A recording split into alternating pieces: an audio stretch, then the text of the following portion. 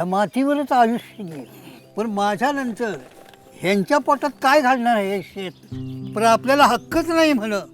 अरे शेत कधी बी घेऊन जात्याल. अहो शासन आहे आपल्या संग. हा. वन हक्क योजनेनं शेत जमीन आपल्या नावावर होणार आहे.